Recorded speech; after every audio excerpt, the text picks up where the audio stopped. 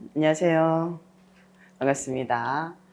자, 오늘은 생명과학 교육론, OT를 간단하게 하고 수업으로 들어가도록 하겠습니다. OT 자료를 준비를 하면서 작년 이제 임용 시험에 대해서 우리가 이제 선발 예정 인원하고 실제 선발 경쟁률 그리고 1차 커트라인 점수까지 정리를 한번 해봤습니다. 그래서 아직 이제 최종 합격이 2월 7일 날 이제 발표를 하니까 시험을 사실은 그 설이 오기 전에 며칠 전에 이제 2차 시험을 친 이제 상태가 됩니다. 작년 같은 경우는 이제 전국에 17개 시도교육청에서 이제 시험을 치게 되는데 한 군데 빼고는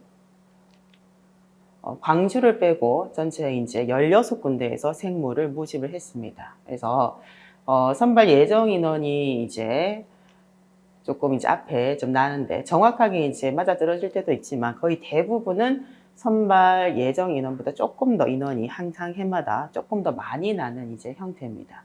그래서 전체 선발 인원은 일반이 우리가 작년에 177명으로 이전보다 조금 더 많이 늘었습니다. 그리고 이제 지역이 뭐 도서 지역이라든지 같은 이제 시도교육청 안에서도 지역을 따로 뽑고 있고, 그리고 이제 장애가 16명 해서 전체 이제 인원으로 보면 이제 196명이죠. 그러니까 과거에는 장애에서 만약에 꽈락이 나오게 되면 일반 전형으로 이렇게 넘어왔지만 최근에 넘어오지 않기 때문에 실제 우리가 이제 지원할 일반 전형으로 지원할 수 있는 거는 작년에 180명을 뽑았습니다.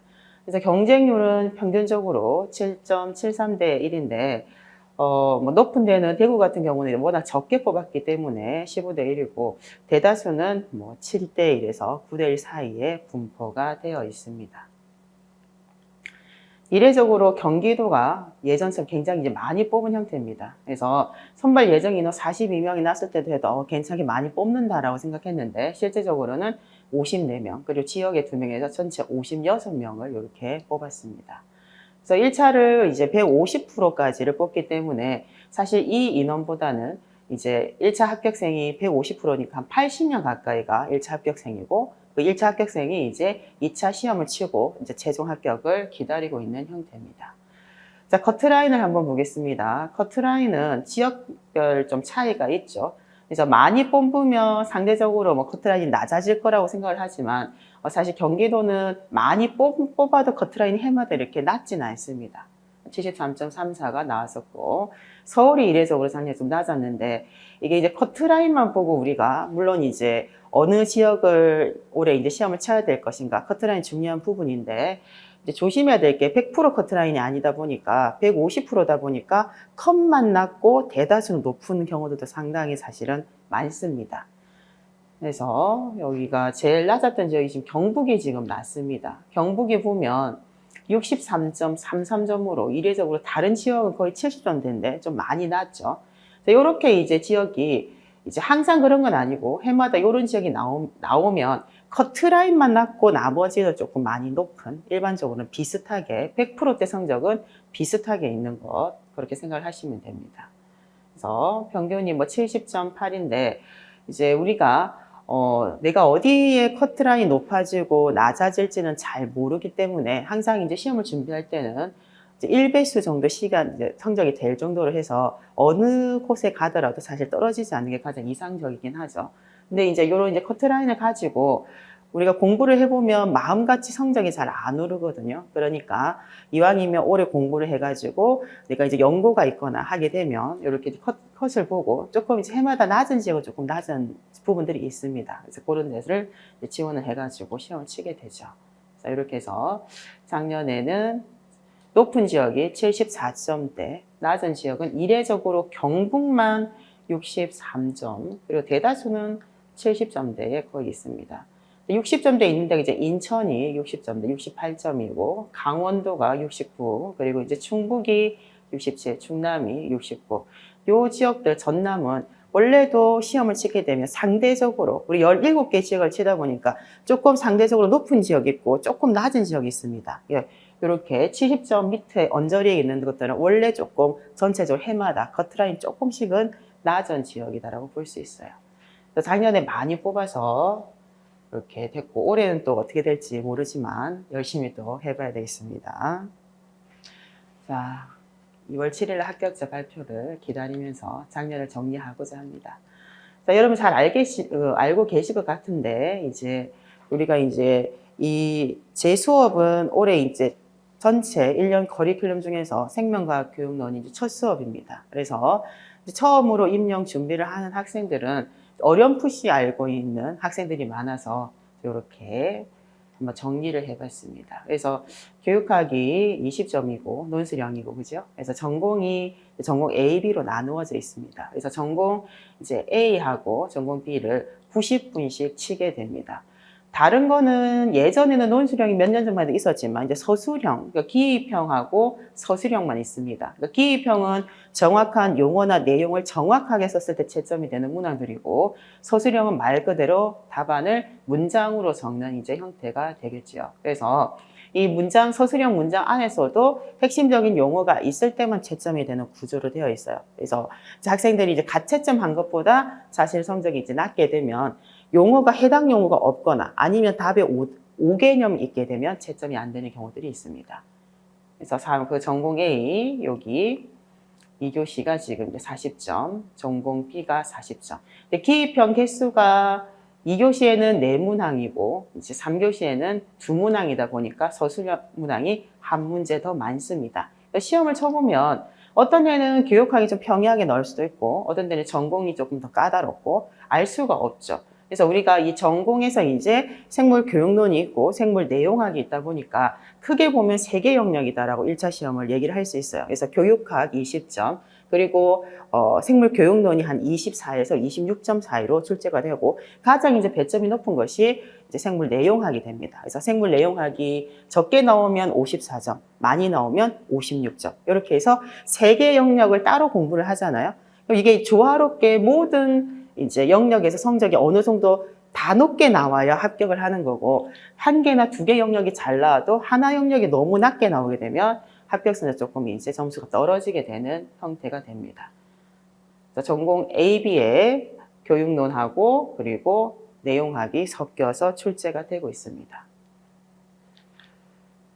자, 2차 시험은 이거는 계속적으로 조금씩 바뀌고 있어요. 그래서 2차 시험이 지금 시도교육청으로 넘어간다 안 넘어간다 하고 있지만 아직까지는 평가원에 그 바탕을 두고 시험이 출제가 되고 있습니다.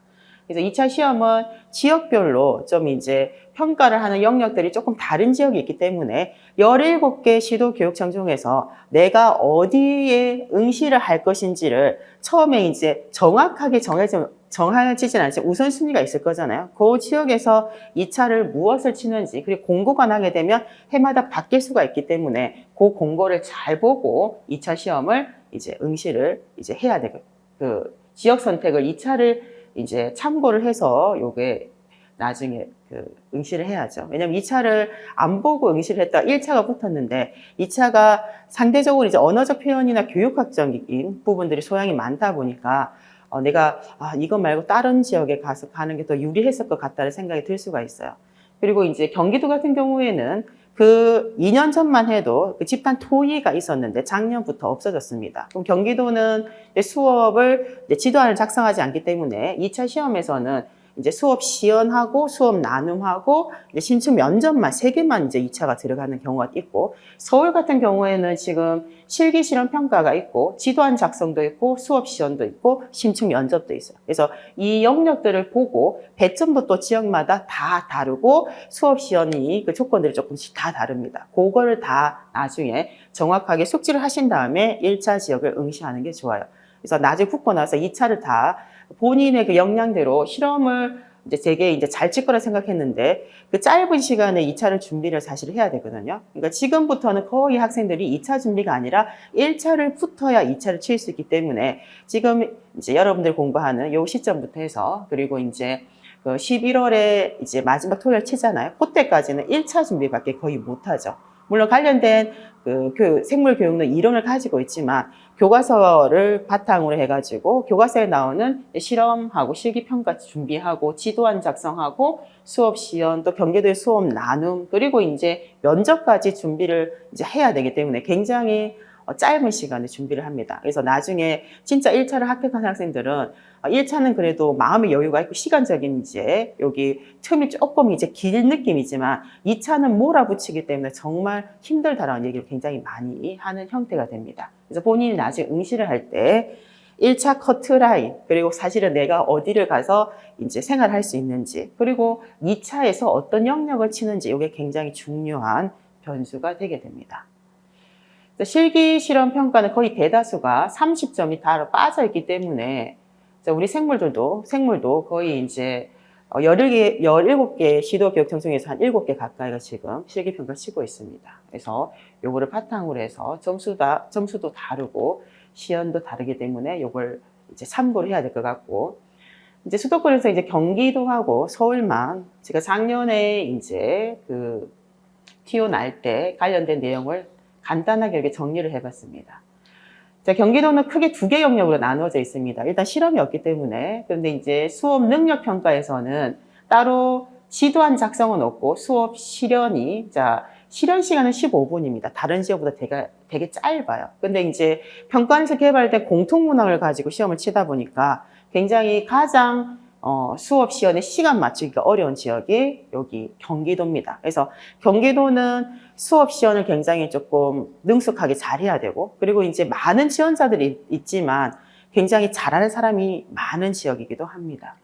그래서 구상은 보통 시간이 일반 다른 데보다 조금 길어요. 25분의 구상 시간이 있습니다.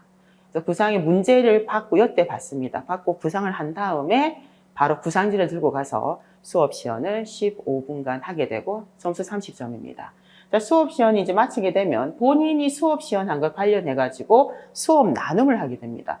수업 나눔은 또 다른 면접이라고 보는데, 이때는 교직 적성 이제 심층 면접이다 보니까 교육학적인 상황하고 모든 동과 학생들이 보는 것이고, 요게 이제 수업 나눔도 물론 똑같은 문항을 보더라도 과목에 대한 것들에 따라서 제시된 조건들이 다르다 보니까 과목에 맞춤으로 수업 나눔이 들어가야 됩니다. 그래서 즉답형의 문제가 여기에 3문제가 나와 있습니다. 그 3문제를 이제 30점, 요거 10분의 그 시간 안에서 구상 시간 따로 없어요. 문제를 바로 주거나 읽어줍니다. 그러면 그걸 듣고 바로 관련된 문항을 캐치해가지고 시간당 문항당 한 2분 30초에서 3분 가까이를 단계적으로 말을 하는 형태죠. 어찌 보면 나중에 해보면 면접보다 수업 나눔이 훨씬 더 어렵습니다. 제가 해마다 이제 2차 수업을 진행을 하게 되면 수업 시연의 수준은 굉장히 연습을 많이 해서 많이 올라와 있는데 실제 수업 나눔은 변별이 굉장히 크다는 거 많이 느낍니다. 그래서 나중에는 연습을 많이 하다 보면 수업 시연은 비슷해지지만 수업 나눔을 조금 더 신경을 써야 경기도에서 조금 더 쉽게 붙을 수가 있을 것 같아요. 고득점으로. 그래서 10분인데 30점입니다. 자, 그리고 나와 있는 거는 공통적으로 들어가 있는 심층 면접을 이제 개별 면접으로 합니다. 그래서 구상형이 3문항, 그리고 이제 즉답형이 2문항이 있습니다. 구상형은 말 그대로 미리 받아서 구상 시간 15분 가져서 이렇게 하는 거고, 즉답은 바로 이제 묻는 형태가 되죠. 40점으로 이렇게 제시가 돼 있고, 자, 서울은 실험이 있는 대표적인 이제 지역인데, 다른 데는 이제 실험을 하나만 하잖아요. 그런데 서울은 이렇게 처음부터 2가지로 나누어서 실험을 2가지 형태로 봤습니다. 그러니까 기본 실험을 봤고 심화 실험을 봤어요. 근데 이제 최근에 이제 시간을 체크를 안 했었는데, 예전에는 각각 90분씩 봤는데 시간이 기본 실험은 조금 짧고 배점이 조금 작아졌고, 그리고 심화 실험은 100분으로 이제 지금 시험을 치고 있습니다. 그래서 이제 기본 실험은 대다수가 우리가 이제 기출 단중에 기출된 문제를 보게 되면 말 그대로 기본적인 실험기구의 조작이라든지 실험 이제 원리, 뭐 데이터 해석으로 나오는데, 어떤 형태는 혈구 관찰이 나왔어서 혈액 관찰. 그래서 실제적으로 본인의 혈액을 가지고 이제 표본을 만든 다음에 현미경을 조작해가지고 적혈구하고 백혈구를 실제 검경을 해서 평가자가 정확하게 상을 찾았는지, 요게 실험이 이제 기본 실험으로 나옵니다. 그리고 이제 심화 실험은 굉장히 사실 수준 높게 나와서 요게 이제 어떤 실험이든지 간에 다 결과는 나와야 돼요. 이제 요거를 뭐 DNA를 검출하라고 하면 브로콜리에서 DNA를 걷어낸다든지 아니면 백혈구나 적혈구를 찾는다든지 이런 검경이 나왔는데 못 찾아요. 그러면 시험에 사실 떨어집니다. 그래서 실험 평가는 시험에 결과가 나와야 정확하게 제시하고 나와서 보여줘야 되는데 결과가 안 나오잖아요. 그럼 그 해에는 떨어진다고 생각할 수 있어요. 그래서 실험평가가 어찌 보면 뭐 하면 되겠지 싶지만 그 연습할 때는 분명히 똑같은 주제가 나와서 나왔는데 당일날 시간 내 60분 안에 안 나오게 되면 두 번 실험할 수 있는 구조가 아니다 보니까 이게 이제 결정적으로 최종 합격에 영향을 미칠 수가 있습니다. 30점으로 잡혀져 있죠. 자, 그리고 여기에 이제 교직 적성에 대한 부분이 이제 구상형. 여기는 추가 질문이 따로 있습니다. 서울시만. 그래서 구상형과 즉답형이 있고 또 다른 추가 질문이 문항별로 3분씩 해서 전체 이제 5분으로. 그래서 15분간 이제 시험을 치게 되고 면접 위에 이제 지도안을 작성하는 게 10점, 수업 시간 20점. 이렇게 해서 점수가 배점이 나와 있습니다. 자, 시험에 대한 부분은 이 정도를 안내를 하고, 자, 그럼 생물교육론은 해마다 좀 다르지만 최근에는 24점으로 그리고 많이 나오면 26점으로 이렇게 기출이 되고 있습니다. 지금 나와 있는 제1차 시험의 생물교육론 평가 영역은 2009학년도부터 우리가 원래 3단계, 그때는 객관식으로 1차를 썼죠. 2009학년도 시험부터 1차 시험이 그때는 객관식, 그리고 2차가 논술형, 그리고 3차가 지금의 2차 시험, 3단계 시험을 쳤었습니다. 이 시험의 제도를 개편을 하면서 그 당시에 학회하고 이제 그 과학교육론 전공하신 이제 여러 박사들, 그리고 이제 뭐 평가원, 요 여러 이제 영역들에서 요거를 이제 합의에 의해 가지고 생물교육론에 이제 우리가 교사를 뽑을 때 어떤 부분을 평가 영역으로 삼아야 되는지를 단계적으로 공청회를 했습니다. 서울대에서 굉장히 많이 해서 그때도 이제 학생들도 참여를 해가지고 의견을 수렴을 하고 발표를 하고 했었는데 그 당시에 잡혀져 있는 평가 영역이고 지금도 이것을 바탕으로 출제가 되고 있습니다. 자, 전체 평가 영역은 7개로 잡혀져 있어요. 7개로 잡혀져 있고 그런데 7개 영역 중에서 마지막에 잡혀져 있는 생물교육 환경과 지원은 시설 기자재라든지 학생 관리 뭐 이런 것들입니다. 그래서 이거는 잡혀져 있긴 한데 실제 시험 문제하고 관련된 부분은 없다 보니까 좀 배제가 되어 있습니다. 그래서 실제 시험에 나오는 영역은 1번부터 6번까지의 영역이다라고 얘기를 합니다. 자, 인강생들도 요 이제 PPT 자료를 올릴 테니까 보면서 우리가 살펴보면 될 것 같아요. 자, 첫 번째 이제 탐구가 나옵니다. 생물 탐구. 뭐 탐구 요소라고 얘기를 하면 지금 이제 작년 10월 22일 날 2022 개정이 지금 나왔는데 요 이제 탐구 요소는 7차에서 우리가 지금 이제 수시 개정 체계이기 때문에 7차가 97년에 나온 다음에서는 수시 체계입니다. 그래서 모든 큰 이제 기조는 7차를 바탕을 두고 시대가 변하면서 변화되는 것들만 조금씩 바꿔서 교육과정을 사용을 하고 있습니다. 그래서 탐구 요소를 얘기를 하자면 이제 기초 탐구 과정하고 통합 탐구 과정, 요게 이제 요소별로 시험에 굉장히 출제가 많이 되고 있습니다. 탐구 요소. 그래서 그리고 이제 탐구의 본성이나 뭐 탐구의 과정들 요 부분이 나오는데 탐구에 관련된 내용하고 그리고 여기에 이제 과학 지식이 어떻게 생성되는가 요 과정하고 관련이 있습니다. 그래서 그 과거에 이제 전통적인 과학 철학자들은 우리가 이제 귀납법이라든지 연역법이라든지 그리고 이제 뭐 가설 연역법이라든지 기축법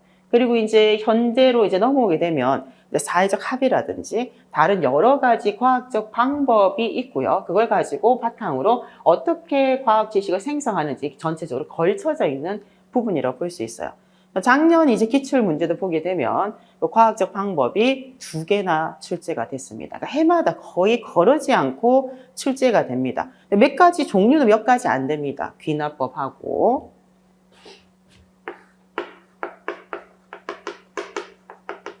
연역법.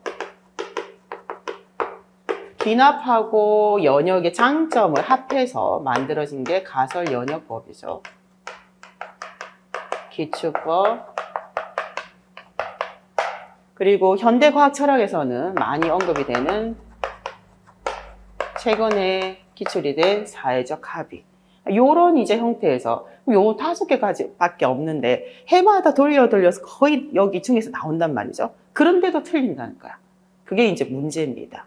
그래서 이제 철학적인 이제 사조, 철학하고 좀 이제 관련이 있긴 하지만 전체적 전반적인 맥락이나 정확한 이해를 하게 되면 사실은 그거를 풀어낼 수 있어야 되는데 주제가 달라지고 탐구 과정이 조금만 변형이 되게 되면 학생들이 이 탐구에 어떤 과학적 방법이 적용되어 있는지를 잘 못 찾는 경우들이 있습니다. 그리고 철학하고 관련이 있고 이 부분들은 거의 다가 논리가 들어가 있어요. 논리적인 사고가 요구되는 형태입니다. 논리적 사고다 보니까 거의 대부분은 이제 이건 수렴적이에요. 하나의 답으로 이렇게 이끌어지는 수렴적인 사고를 요구를 하죠. 그래서 이제 현대의 과학 철학에서는 이런 수렴적인 사고, 논리적 사고 말고 다른 사회적 합의를 우리가 이제 과학적 방법으로 언급을 하게 됩니다.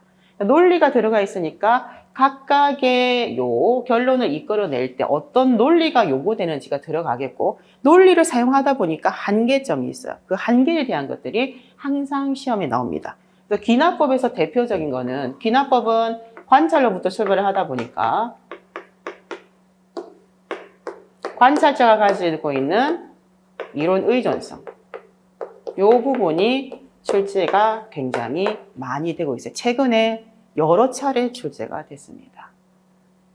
작년 문제에서도 귀납법에 대해서 나왔죠, 그죠? 그래서 이 과학적 방법이 굉장히 출제 빈도가 높다. 그리고 그 과정에 관련해서 탐구에서 요구되는 탐구 요소라고 나와 있잖아요, 그죠? 탐구 요소. 자, 탐구 요소는 우리가 7차에서 기초 탐구 과정하고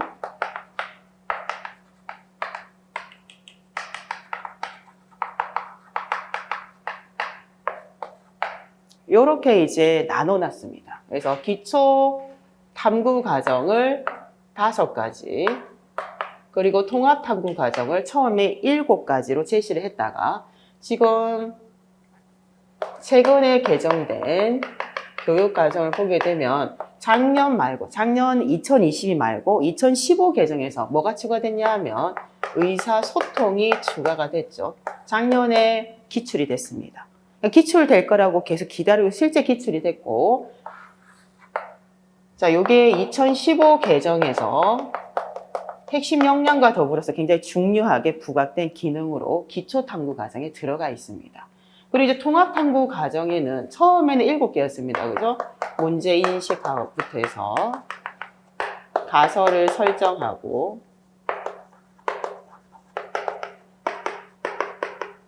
가설을 검증하기 위해서 실험을 설계하는데 요소는 이제 변인 통제만 있습니다. 수집된 자료를 변환하고, 자료를 해석하고, 결론 도출, 일반화. 요렇게 7가지가 나와 있는데 2007 개정부터는 어차피 자료 변화는 자료 해석을 하기 위한 전 처리 과정이기 때문에 요게 그냥 자료 해석 요렇게 제시가 돼요. 그러니까 여러분들이 어떤 과학교육론 책을 보면서 시험을 준비할지는 모르겠지만 따로 나와 있는, 근데 지금은 최근에 나와 있는 책들은 자료 해석 안에서 자료 변환을 이렇게 설명을 하고 있습니다. 자료 해석을 쉽게 용이하게 하기 위해서 수집된 자료 데이터를 표나 그래프로 나타내는 활동으로 언급을 하게 되죠. 이때에 이제 탐구 과정으로도 제시가 됩니다. 탐구 요소는 시험에 나올 때 탐구 과정 그리고 탐구 기능이라는 용어로 나옵니다. 그래서 여러분들한테 위에 탐구 실험 과정에서 요구되는 탐구 요소를 쓰시오, 탐구 과정을 쓰시오, 탐구 기능을 쓰시오. 똑같은 말입니다. 요게 여기에 우리가 교육 과정에 나와 있는 요거 안에서 쓰는 겁니다. 이게 이제 출제가 많이 되는 전반적인 탐구에 대한 내용들이죠. 자, 그리고 두 번째가 우리가 사실 생물학 철학이라는 용어는 조금 너무 분과적인데 이런 용어보다는 과학 철학이죠. 과학 철학인데 이제 물화생지가 영역별로 이제 평가 영역을 나눠야 되다 보니까 생물학 철학하고 생물학사 이렇게 되어 있습니다. 우리는 보통 이제 과학사와 과학 철학이다라고 부르게 됩니다. 생물학에서의 과학 철학이 따로 있는 것이 아니라 과학 철학을 그냥 얘기합니다. 전통적인 과학 철학. 두 번째 영역 봅시다.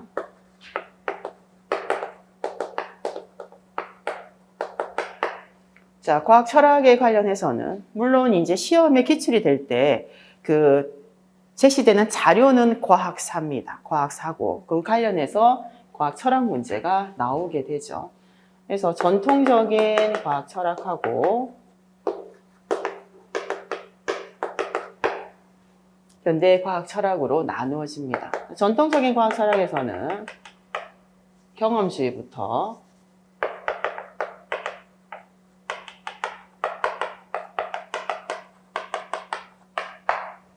이성주의, 그리고 반증주의 이렇게 나누어지죠. 실제 이 경험주의에서 나중에 포퍼의 반증주의도 연역적인 경험주의를 바탕으로 해서 나중에 다른 학파로 이렇게 포퍼가 주장을 하게 되는 형태입니다. 이 전통적인 과학 철학을 논하게 되면 경험주의자들이 과학적 방법으로 뭐를 사용했는가? 그럼 귀납법 이렇게 이제 과학적 방법하고 연계가 되게 되어 있어요. 그래서 그들이 진리를 어떤 이제 관찰을 통해서 이제 획득한 사실이 있거나 아니면 발견한 규칙성이 있을 때 이게 이제 옳은지 아닌지 진위를 이제 확인해야 되잖아요. 그래서 일치설이라든지 다양한 형태의 진리를 이제 어떻게 검증할 것인가. 검증설이 이제 관련해서 출제가 되고 있고, 전통적인 과학 철학은 경험주의, 이성주의, 이제 반증주의. 물론 경험주의에서 나중에 실증주의도 나오고 이제 계속적으로 이제 나누어지면서 여러 철학으로 나누어지게 됩니다. 그럼 실증주의가 논리 경험주의와 논리 실증주의로 두 개로 나누어지고, 우리 실증주의라고 하면 고등학교 윤리 시간에 배우잖아요. 이제 검증을 해야 된다는 거예요. 실험적 검증을 해서 모든 사람이 관찰을 한 걸 다 옳다라고 얘기를 할 게 아니라 실험적인 검증을 해서 그 검증에 관련된 근거가 나오는 것만 옳다라고 받아들이겠다는 겁니다. 그래서 실험적 검증을 하게 되는데 두 학파는 검증에 대한 입장이 조금 느슨하고 조금 더 상대적으로 굉장히 엄격하고 이렇게 차이가 있죠. 이 논리 실증주의가 더 엄격하게 굉장히 세분화되게 되면 여기에서 조작주의, 반원주의가 이렇게 나오게 되죠. 그래서 전통적인 과학 철학에서는 가장 이제 시험에 많이 나오는 것은 이 경험주의를 바탕으로 한 것들과 그리고 반증주의가 최근에도 많이 출제가 되고 있습니다. 자, 포퍼가 주장한 반증주의는 전통적인 과학 철학하고 현대 과학 철학이 조금 과도기적인 의미를 가지고 있어요. 그래서 반증주의, 이게 이제 굉장히 시험에 출제가 많이 됐습니다. 자, 현대의 과학 철학이라고 하면 이제 이 반증주의를 기점으로 해서 현대로 이렇게 넘어오게 되는데, 쿤의 과학혁명이론.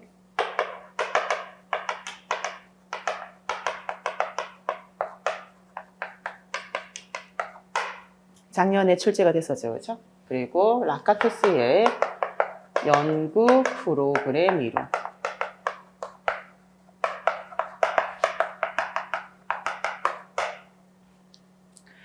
이제 반증주의가 약간 과도기적인 내용이다라고 했는데, 라카토스가 실제 이제 포프의 제자였습니다. 그러면서 포프의 반증주의를 이제 연구를 하다가 나중에 자식만의 이제 과학 철학을 주장을 하게 됩니다.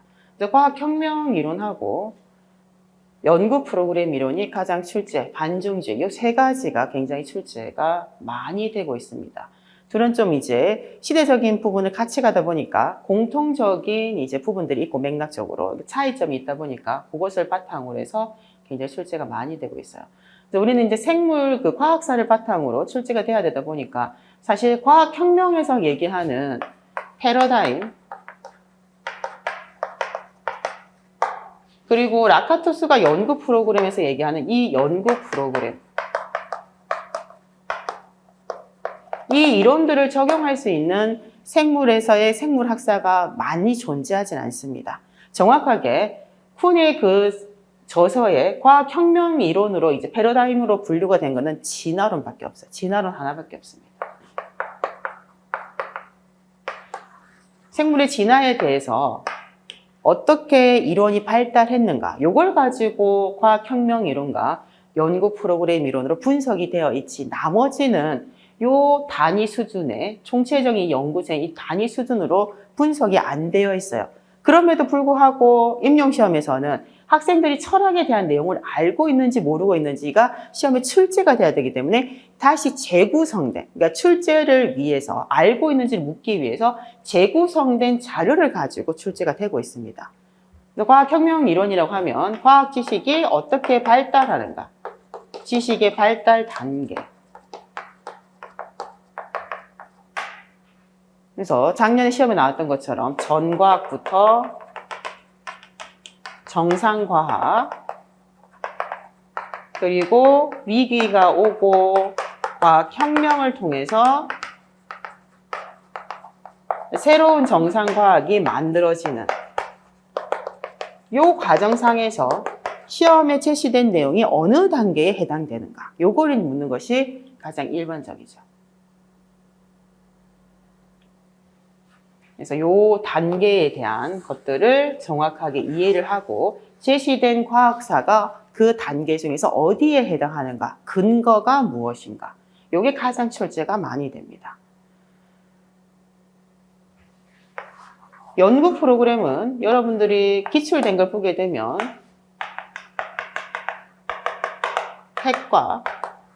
핵을 둘러싸고 있는 보호대, 이 두 가지를 제시된 자료에서 찾을 수 있는지, 경관 핵은 관련한 핵심 이론이다라고 생각을 하면 됩니다.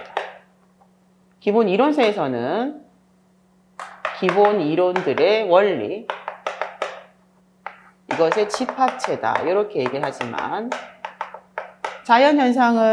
현상에 대해서 일련의 관련 있는 핵심적인 이론이다라고 생각하면 좀 쉽고, 보호대는 이 말 그대로 핵을 보호하는 띠입니다. 띠. 주변을 둘러싸고 있어요.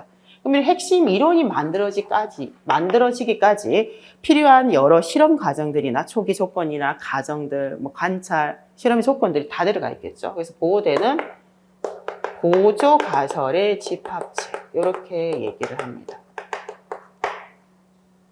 쓰다 보니까 요것만 노란색으로 쓰고 있네. 요것만 중요한 건 아닌데. 자, 핵과 보호대를 찾아서 쓰는 거, 요게 이제 가장 많이 나오는 부분이고, 그리고 연구 프로그램은 시간의 축을 가지고 진화하는 특성이 있습니다. 진화를 할 때 이 연구 프로그램이 퇴행적인 상태인지, 그리고 발전적이라는 것은 진화니까 앞으로 계속 나아가고 있는 상태인지, 이 두 개 중에서 한 개를 선택을 하는 것. 그리고 연구자들이 연구를 할 때 연구에 지친 발견법이죠. 그래서 긍정적 발견법하고 부정적 발견법.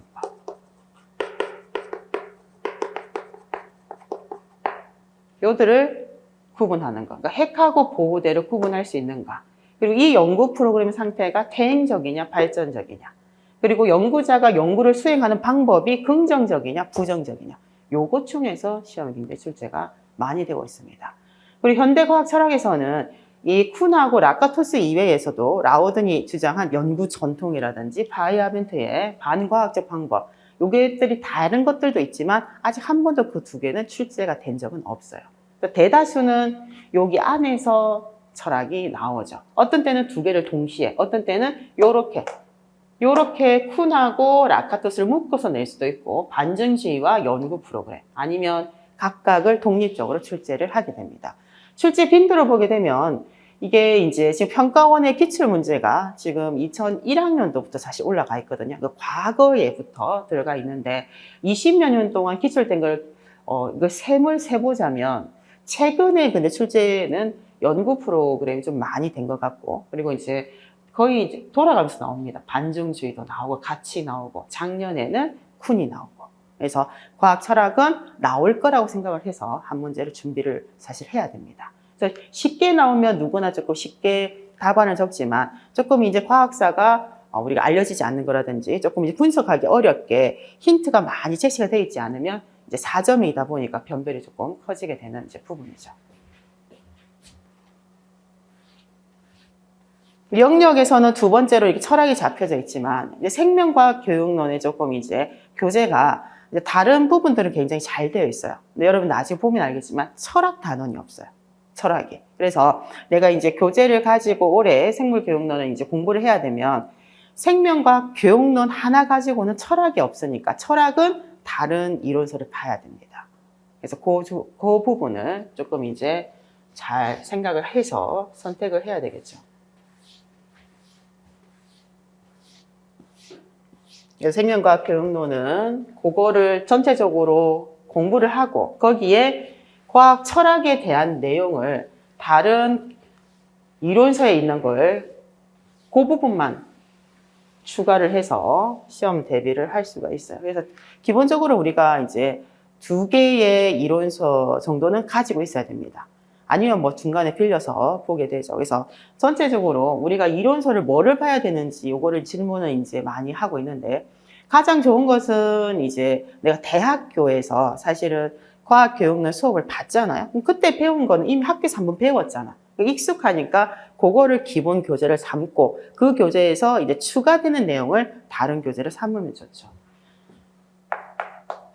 책을 팔 목적은 아니고 이론서 갑자기 철학이 나왔는데 우리 생명과학 교육론에 철학이 없으니까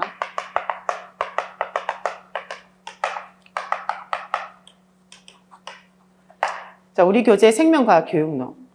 그러면 학생들이 묻겠죠. 이론 철학이 없는데 왜 이거를 기본 교재를 하느냐.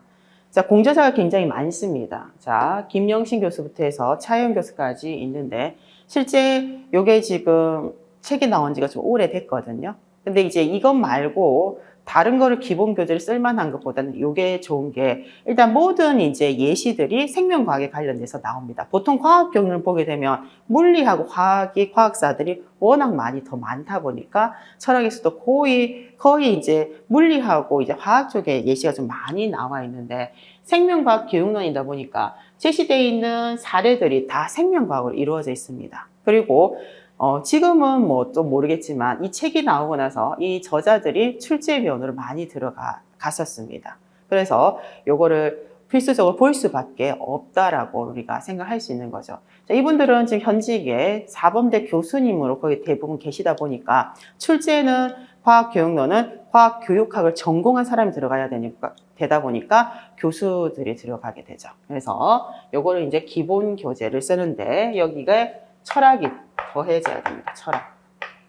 그러면 시험을 준비하는데 그렇게 힘들진 않습니다.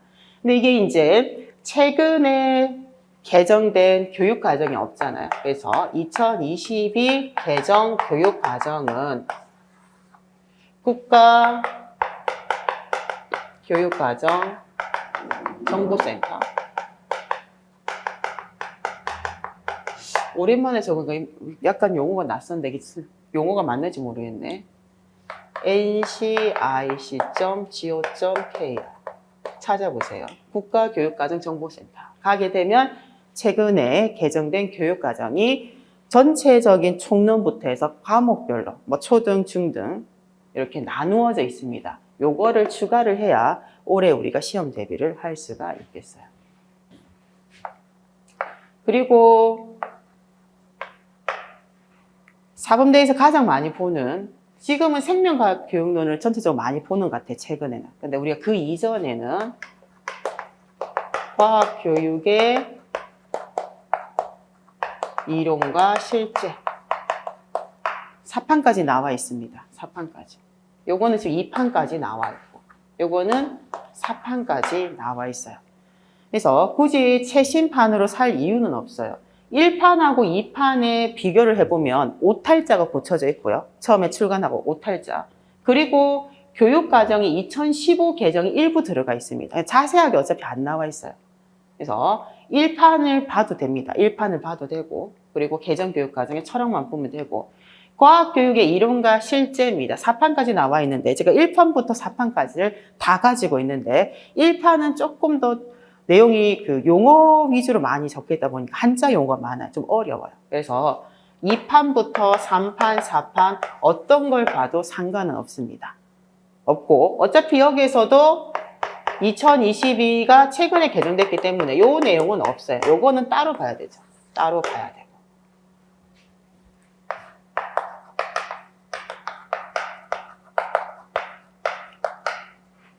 과학교육론 2판까지 나와 있는데 과학교육론은 2판을 볼 수밖에 없어요. 1판이 90년대에 나왔습니다. 90년, 94년도 계속 안 나오다가 최근에 2판이 나왔기 때문에 과학교육론은 2판만 볼 수밖에 없어요. 이거 역시도 뭐는 없다. 개정 없습니다. 며칠 얼마 전에 개정됐기 때문에 2022 개정을 추가해서 이렇게 올해 시험을 준비를 하면 되겠습니다. 그거 이외에도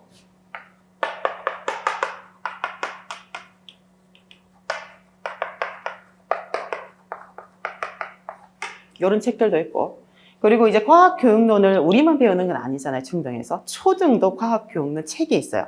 이 과학교육론 이론서 중에 조금 얇은 게 있거든요. 그건 거의 대부분은 초등학교에서 많이 보는 이론서입니다. 우리는 조금 더 두꺼운 걸로 봐야 되겠죠. 그래서 과거에 맞는지 아닌지는 모르지만 이런 이론서들은 거의 평가원 출제에 가면 이게 가장 기본서로 오랫동안 있었습니다. 조영 교수님. 지금 조영 교수님 이제 은퇴를 하셨지만 여기 대다수의 이제 추가된 이제 저자들은 강원대학교 교수들, 그리고 과학교육론은 교원대 교수들이 이제 쓴 거고, 생명과학교육론은 전국적으로 있는 사범대에서 생물교육과 교수들이 쓴 겁니다. 그래서 요거는 이게 조금 더 구체적이라 했잖아요. 그래서 제가 이거를 이제 기본서를 가지고 나머지는 그것 중에서 2개 중에 1개를 선택을 해서 여러분들이 필요한 부분들을 좀 발췌해서 보면 좋겠어요. 이것 이외에도 뭐 다른 책들도 좋은 책이 많죠. 근데 비슷합니다, 내용들은. 비슷하게 되어 있어요. 근데 생명과학 교육론은 조금 이제 다르죠. 조금 다릅니다. 그래서 기본 과정하고 요거를 가지고.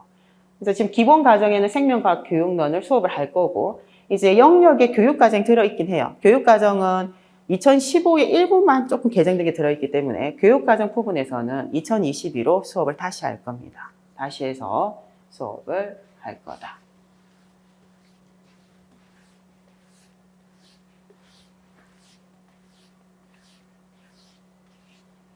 자, 세 번째 영역이 교육과정입니다. 작년 같은 경우는 교육과정이 아예 단독으로 문제가 나와서 4점으로 이제 기출이 됐어요. 그래서 적게 나오면 그 작성 방법에 동그라미 1개거든요. 그럼 2점. 보통 2점으로 나왔는데 작년에는 4점으로 출제가 됐습니다. 교육과정은 안 외우면 정확하게 못 적는 거예요. 그게 맹점이에요. 다른 것들은 관련된 이론들을 제시된 자료를 바탕으로 해서 논리적으로 서술을, 용어를 넣어서 하는 형태가 되는데, 교육과정은 교육과정에 명시된 대로 그걸 정확하게 적지 않으면 채점을 안 해주다 보니까 부분 점수가 좀 없는 문항들이 많습니다. 그래서 교육과정의 변천과정이라고 하면 이제 교육에 대한 긴급 조치기부터 들어갑니다. 광복을 하고 1945년에 교육에 대한 긴급 조치기부터 해서 최근에 2022까지, 과거에 객관식일 때는 변천 과정이 항상 시험에 나왔었어요. 그런데 최근에 이제 다시 그 서술형하고 이제 시험에 바뀌면서 변천 과정 자체는 최근에는 출제가 안 됐습니다. 만약에 나온다면 교육에 대한 긴급 조치기 뭐 1차, 2차, 3차, 5차 이렇게 교육학처럼 나오는 게 아니라 최근에 2007 개정, 2009 개정, 2015, 2022 이렇게 돼 있잖아요.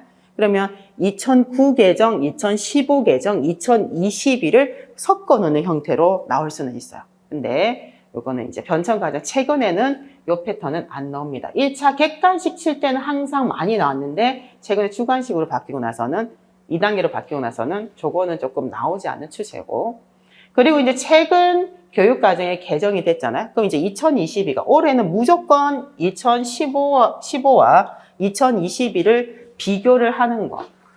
올해는 2015하고 2022 개정을 이제 비교하는 거는 무조건 공부를 해야 됩니다. 왜 비교를 해야 되냐 하면 공통점과, 비교는 공통점하고 차이점이잖아요. 그래서 공통된 거는 뭐고 차이점은 무엇인지를 인지를 해야 돼요. 그래서 개정이 된 어떤 부분이 개정이 됐고 왜 개정이 됐는지가 나오는 게 여기 개정의 배경과 주요 내용이 있습니다. 그리고 우리가 과학은 초등학교 3, 4학년군부터 배우죠. 그래서 초등학교 5, 6학년군이 있고, 그리고 이제 중학교 1, 3학년군까지가 공통교육과정. 공통교육과정은 누구나 학생 모두가 들어야 되는 이제 과목입니다. 공통교육과정. 그래서 과목명은 똑같아요. 과학. 초등학교 1, 2학년은 통합교과로 배웁니다. 슬기로운 생활 안에 과학에 관련된 일부 내용이 포함이 되어 있죠. 그 이전은 슬기로운 생활. 그리고 고등학교를 넘어가게 되면 지금 고등학교는 선택 중심 교육과정이잖아요.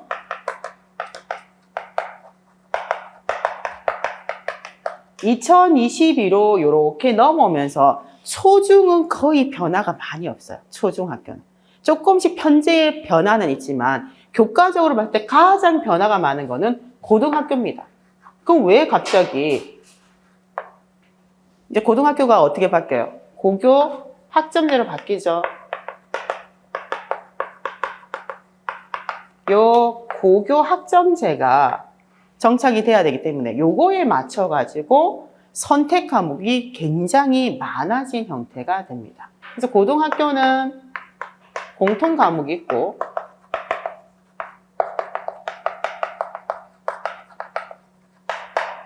선택 과목이 있습니다. 2015부터 이렇게 됐어요.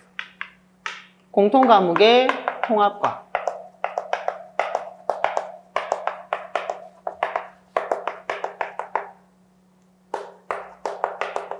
과학 탐구 실험이 포함되어 있는 이게 통합과학이 공통 과목으로 나와 있었고, 선택 과목이 두 가지로 나와 있었어요. 일반 선택 과목 그리고 진로 선택 과목.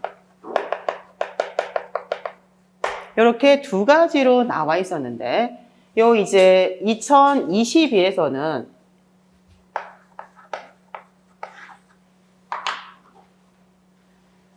공통 과목이니 통합과학이 두 과목, 원투로 나누어졌어요. 과목 수가 많이 1, 2로 바뀌고 나중에 교육과정 나오면 다시 세세하게 할 겁니다. 과학 탐구 실험도 1, 2로 나누어지고 일반 선택은 그대로 우리가 일반 선택 과목은 여기에 물화생지 원이 4과목이 있었거든요. 이렇게 표시가 됐었는데 2022에서는 그냥 생명과학으로 생명과학 원투가 없어졌습니다. 그냥 생명과학으로 이렇게 되고. 자, 진로 선택에 뭐가 있었냐면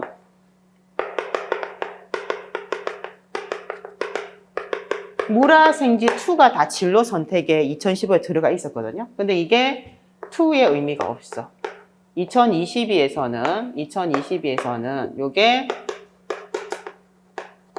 세포와 물질 대사 2에 들어가 있던 그 단원 있잖아요. 그게 과목으로 나왔어요. 세포와 물질 대사 그리고 생물의 유전.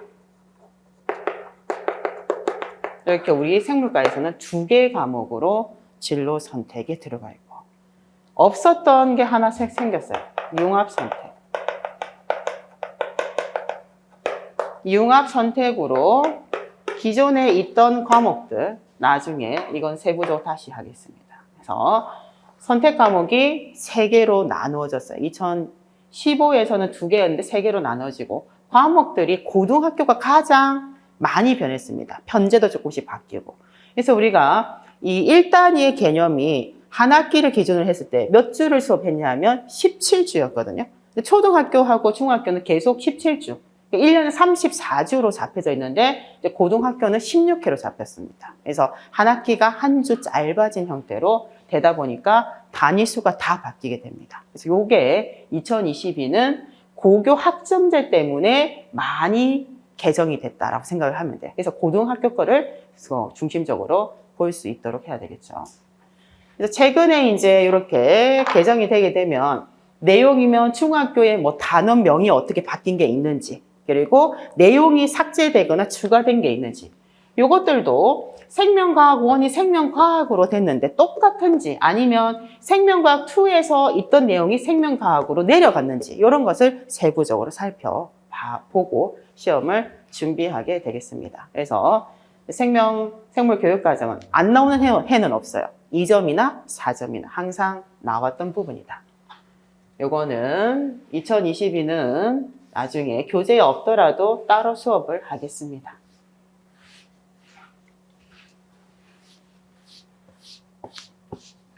자, OT가 길어지고 있는데 빠르게 언급을 하고 본 수업으로 넘어가야 되겠죠. 자, 네 번째. 자, 교사학습 이론이 있습니다. 그래서 우리가 6개 영역 중에서 출제 빈도가 가장 높은 것이 교사학습 이론하고 그 다음에 수업 모형 요겁니다. 그래서 이제 반 정도가 여기서 나온다라고 생각을 해도 될 정도로 많이 나오죠. 교사학습 이론은 교사학습 말 그대로 이론 모형이 여기 들어가 있잖아요. 그러니까 여기 네 번째 영역이 가장 출제 빈도가 높아요.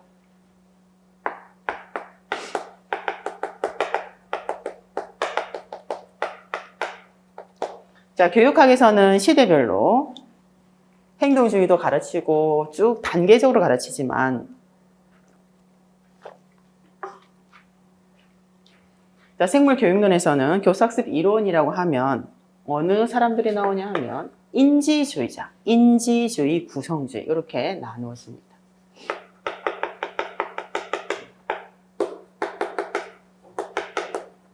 자, 요들에 대해서 우리가 배우게 됩니다. 그래서 관련해서 이론이 피아제를 배우고요. 인지 발달 또는 지능 발달 이론이다라고 얘기를 하죠. 그리고 두 번째가 브루너의 수업 이론.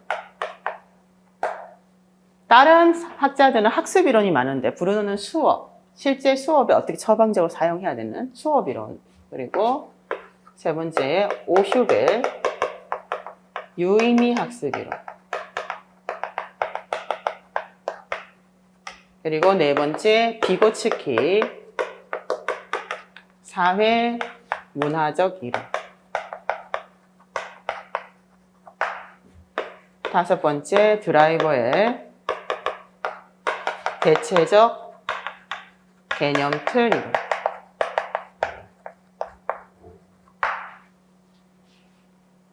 물론 피아제는 인지주의자면서 초기 구성주의자입니다. 그죠? 그래서 이렇게 걸쳐져 있긴 한데 우리가 교사학습 이론은 요 5명의 이론 중에서 출제가 되는 부분이죠.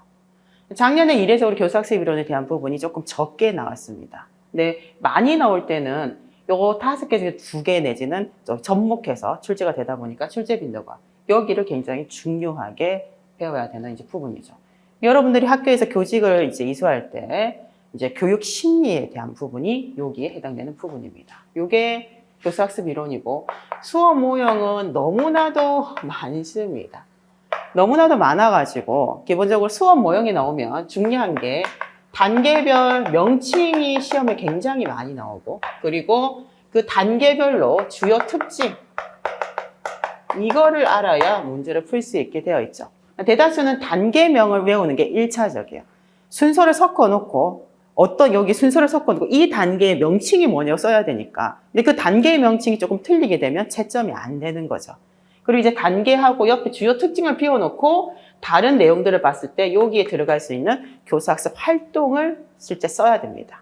그래서 모형은 굉장히 많은데 이 부분을 주안점으로 해서 1차적으로 공부를 해야 됩니다. 우리는 이제 과학과다 보니까 탐구를 위해서 사용하는 수업 모형이 있습니다. 발견학습 모형. 그리고 가설 검증 탐구 수업 모형. 그리고 실제 처음에 순환학습 모형은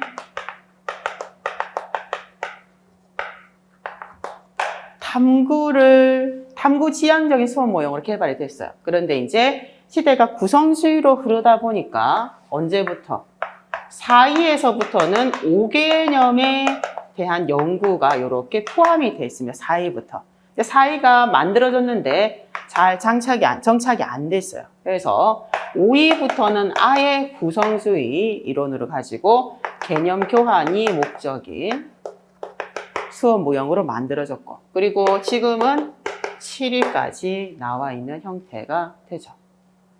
그리고 순환학습 모형에서 시험 출제가 굉장히 높은 게 로슨이라는 사람이 제시한 로슨의 순환학습 모형.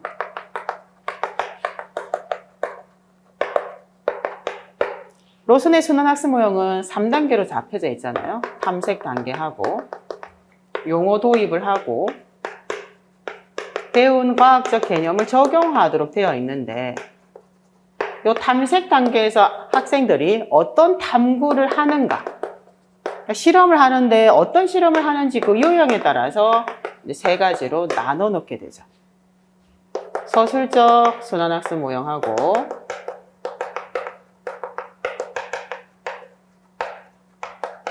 경험 기초적 순환학습 모형, 그리고 가설 연역적 순환학습 모형. 이 세 가지를 구분하는 게 굉장히 출제 빈도가 높습니다. 그럼 탐구 말고 구성주의 이론을 바탕으로 했을 때 개념을 교환할 수 있는, 인지 갈등을 유발해서 개념을 교환할 수 있는 수업 모형들이 있겠죠. 여기에 이제 기출에서 정확한 내용은 모르지만 어떤 이름들이 나오는지를 보게 되면, 자, 가장 많이 나오는 건 이제 드라이버의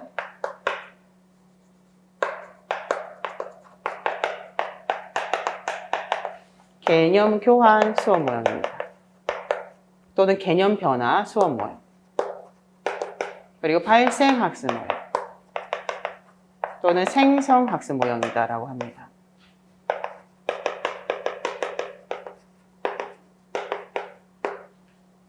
그리고 그 이외에 인지 갈등에 관련된 여러 가지 전략과 이론들이 수업에 나오게 됩니다. 하슈웨이의 이론이 시험에 출제가 최근에도 됐었고요. 그리고 하인즈하고 웨스트가 제시한 포도동굴 모형, 그리고 포스너 등이 제시한 개념 교환이 일어나기 위한 4가지 조건, 이런 것들이 계속 맞물려 있습니다. 이 이외에 그 기타가 또 있습니다. STS 수업은 작년에 출제가 됐습니다. 지금의 과학은 과학에 관련된 지식, 그것도 중요하지만 맥락적으로 과학과 과학기술이 사회에 어떤 영향을 미치는지, 그런 사회적 문제를 인식하고 어떻게 해결을 할 수 있는가, 그래서 적극적으로 참여해서 의사소통하고 그거를 사회에 실천할 수 있는 STS 소양을 기를 수 있는 요 수업 모형. 과학과니까 요게 이제 항상 그러지 않고, 그러니까 작년에는 이제 기출이 됐습니다. STS 수업 모형이 있고, 그 이외에도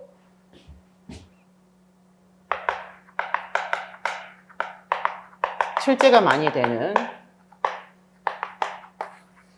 협동학습 모형. 협동학습 모형에 출제가 많이 되는 것은 한 3-4가지 또 있습니다. 굉장히 많아요. 그래서 여기에 지금 교수학습 이론하고 이제 수업 모형에서 우리가 이제 해마다 한 6문제 내지 7문제가 그 생물교육에 출제가 됩니다. 거기에서 한 반 정도는 여기서 나온다고 생각할 수 있어요. 요게 이제 우리가 단계적으로 공부를 하고 우리가 실제 외워야 되는 가장 영역이 많은 부분이 됩니다. 5번째 요 실제 부분이 있죠. 그러면 뭐 학생의 지적, 인적 발달 수준에 맞춰가지고 수업을 실제 하는 내용들입니다. 교과서를 어떻게 재구성해야 되는가, 수업 시연이 나오고 교주 매체. 요 지금 5번째 교수학습의 실제 부분은 2차하고 사실은 더 관련성이 많아요.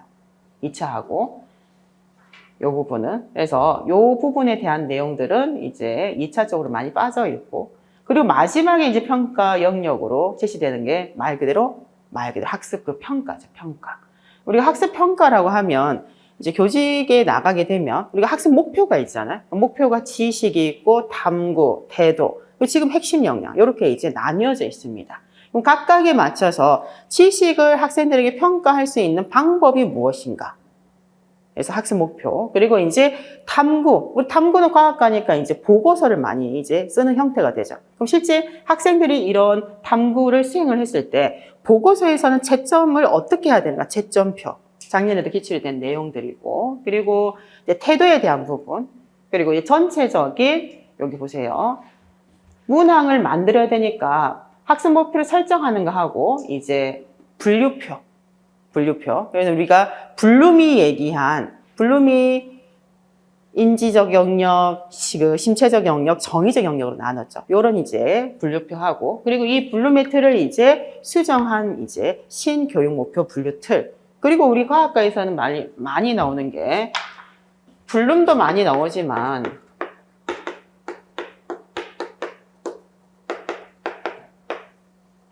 클로퍼의 과학 교육 목표 분류 체계가 굉장히 출제가 많이 되고 있습니다. 그래서 블룸은 모든 교과에 적용할 수 있는 인지적, 신체적, 정의적 영역을 제시를 했어요. 근데 이 신체적 영역이 근육의 발달과 사용이다 보니까 실험에 관련된 요소가 많이 빠져 있었어요. 그래서 클로퍼가 블룸의 틀에서 과학과에서 사용할 수 있는 틀을 제시를 했다 보니까 이게 출제가 많이 되고, 그리고 블룸은 워낙 다 모든 교과에서 많이 이제 언급이 되고 있으니까 블룸의 틀하고 클로퍼 틀은 기본적으로 학습을 할 수밖에 없습니다. 그리고 이제 교사가 이제 문항을 이렇게 출제를 했고, 그리고 학생들이 이제 문항을 풀었죠. 그럼 이제 학생들이 반응 분포를 보이게 됩니다. 자, 1번부터 5번까지 오지선다인데 정답이 3번이야. 그럼 오답도 막 선택을 하게 되잖아요. 그럼 이제 학생들이 이제 학습을 잘 했는지 안 했는지 학생들의 그 문항을 자체를 분석을 하게 돼요. 그래서 문항 분석에 관련되는 난이도하고 변별도의 의미가 여기서 우리가 알아야 되는 내용이 또 들어가 있습니다. 난이도, 변별도. 그리고 여러분들이 이제 교육평가에서 많이 들어봤을 용어가 있어요. 타당도, 신뢰도, 그리고 실용도, 객관도, 객관성이다. 이러한 용어들이 있지만 실제 시험에서는 화학교육용 수준에서는 타당도를 가지고 이 정도를 우리가 이제 학습해야 되는 것이 마지막 평가 영역입니다.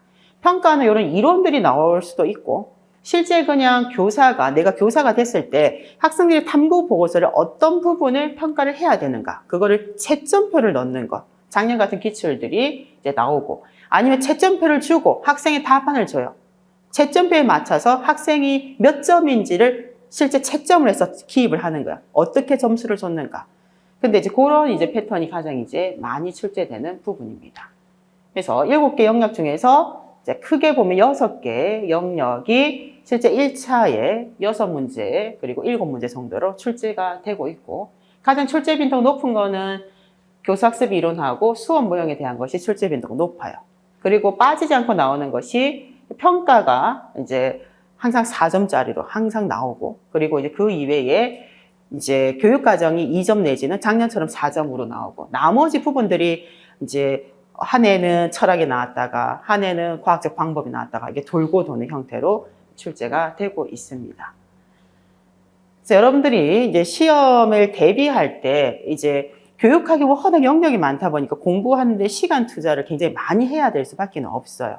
근데 이제 계획을 좀 잡을 때 가장 공부를 많이 해야 되는 거는 내용학을 가장 많이 해야 되죠. 그래서 다른 과학과의 물리나 화학이나 지구과학하고 좀 차이가 뭐냐 하면, 여기 이제 생물교육론은 이렇게 6개 정도의 영역이 작게 잡혀져 있는 거고, 우리 생물 이제 내용학은 다른 화학이나 물리는 한 과목 6개 정도밖에 안 잡혀 있거든요. 생물은 잡혀 있는 과목만 10가지가 넘습니다.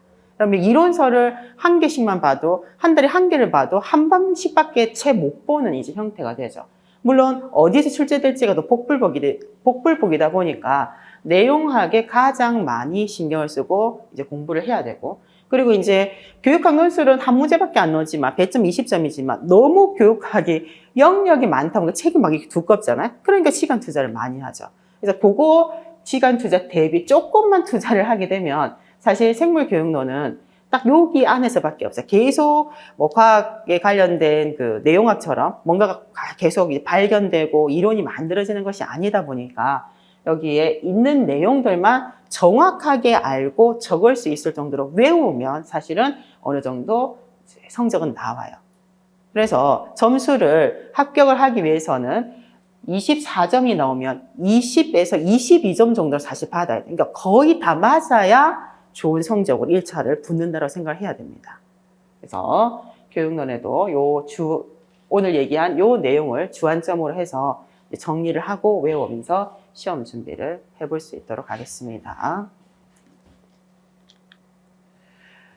자, 짧게. 자, 내년 2024학년도 임용 대비를 해서 올해 이제 제가 수업이 작년 같은 경우는 생명과학 교육론을 수업을 안 했었어요. 교재가 바뀌지도 않았고 교육 과정이 그 이전에 계속 바뀔 거라고 했지만 계속 이제 미뤄졌다 보니까 작년엔 수업을 생물 교육론부터 했는데 올해는 교육 과정이 바뀌면서 자, 생명과학 교육론도 다시 한번 정리를 하고 그리고 이제 12주로 되어 있습니다. 그래서 이게 12주가 잘 안 맞춰져요, 수업이. 그래서 마지막 주는 이제 한 주에 2번 수업을 하도록 잡혀져 있는 형태입니다. 12주. 그리고 생물 교육론은 그럼 차이는 뭐냐 하면 생명과학 교육론은 예시들이 생명과학으로 되어 있고 여기 좀 철학이 좀 빠져 있고 그래서 세부적인 내용으로 기본적으로 구체적으로 좀 많이 들어가 있기 때문에 생명과학 교육론을 기본서를 했고요. 생물 교육론은 이제 제가 만든 교재를 수업을 하는데 아까 얘기했던 생명과학 교육론뿐만 아니라 과학교육의 이론과 실제, 과학교육론, 과학교육학에서의 그 이외의 여러 책들, 그리고 이제 기출된 부분이 책에서 안 나오고 논문에서 있는 내용들이 나온 것들도 있습니다. 그래서 요 교재는 기존에 있는 시중에 있는 책들의 종합이 되어 있는 이제 요약서라고 볼 수 있어요. 근데 요약서가 좋은 점은 내가 여러 가지 책을 안 봐도 요약이 되어 있으니까 요약이 외우면 좋잖아요. 근데 단점은 뭐냐 하면 제가 요약을 한 거기 때문에 무슨 내용의 문장을 요약을 했는지가 정확하게 모르게 되면 오개념이 생길 수 있습니다. 그래서 기본서는 문장으로 되어 있는 걸 보고 생물교육론 이론서를 공부를 하더라도 본인이 갖고 있는 책을 찾아가면서 공부를 하는 게 가장 좋은 방법이 됩니다. 그래서 이론이 2개 수업이 올해는 잡혀져 있고 그 다음에 문제풀이가 항상 여기에 7, 8, 9월에 잡혀져 있어요. 그리고 이제 모의고사가 파이널 강치욱 선생님과 같이 하는 모의고사입니다. 그래서 4주간이 있고 이제 2차 수업이 시험을 11월 20며칠에 마지막 주 토요일 치잖아요. 시험을 토요일 치고 나서 그 다음 주 수요일 정도에 바로 개강을 합니다. 2차 수업 개강을 4주 정도 하고 자, 4주 수업을 1대1 수업을 하기 때문에 인원이 많지는 않아요. 만약 여기서 수업을 들었던 사람 중에서 1차 합격을 하잖아요. 또 그 사람들이 1월 중순에 시험을 칠 때까지 합격자를 대상으로, 요거는 돈을 받지 않고 합격자를 대상으로 추가 피드백을 하고 있습니다. 그래서 사실 1년간이 이렇게 됩니다. 그래서 다른 사람들 보면 저는 이제 요 12월 수업하고 수업이 끝난 것처럼 보이지만 저는 이제 최근 그 설 있는 그 주, 2차 시험 치는 그때까지 수업을 사실은 했어요. 그래서 영상을 여기까지 해서 수업을 내년 1월까지 계획을 하고 있습니다. 자, 본 수업에 들어가기 전에 다른 거는 이제 말고 우리가 이제 수업을 하다 보면 직감생보다 이제 인강색이 많이 있고 그리고 이제 질문을 바로 못 하니까 과학연구소 바이오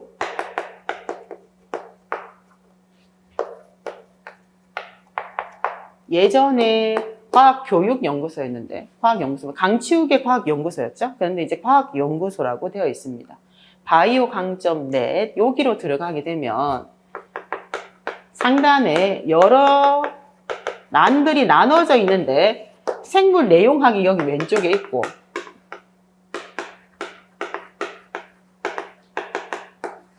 그 오른쪽에 생물교육론이 있어요. 근데 처음에 들어가 있으니까 여기 생물교육론에 질문을 하게 되면 저 생물내용학 그 Q&A는 안 들어가거든요. 그래서 빨리 볼 수가 없습니다. 생물교육론 Q&A에 질문을 하시고 여기 질문을 적을 때 어떤 반인지 이론반인지 아니면 작년에 뭐 문제풀이를 듣는지 아니면 모의고사를 듣는지 요거를 구분을 하고 이제 문제풀이 같은 경우는 작년 거하고 올해 거하고 문제가 달라지거든요. 그러니까 문제 번호를 꼭 적으셔야 찾기가 좋습니다. 그래서 몇 년도 수업에서 뭐 문제 102번 요렇게 몇 쪽 적어주시면 제가 찾고 질문에 답하기가 좀 수월한 부분이 있어요. 그래서 질문은 과학연구소의 생물교육론 Q&A를 이용을 하시면 되겠습니다. 그리고 개인적으로 뭐 상담이나 그냥 공부를 하다 보면 힘들잖아요. 편지를 쓰고 싶잖아. 그 메일을 보내는 학생들이 있죠. 메일이 다음이 지금 닫혀 있어가지고 메일 주소, 이메일.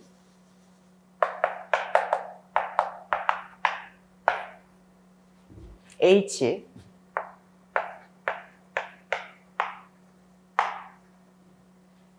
H 이게 해정양이거든요. H정 Y입니다. Y78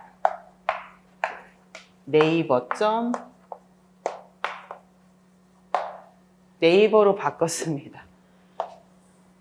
다음이 지금 통합이 되면서 풀지를 못해가지고 네이버로 이쪽으로 이메일을 상담 메일은 이쪽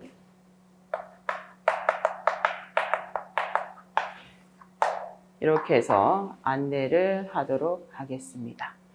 자, 이렇게 해서 OT를 마칩니다. 자, 쉬었다가 본 수업으로 들어갈게요.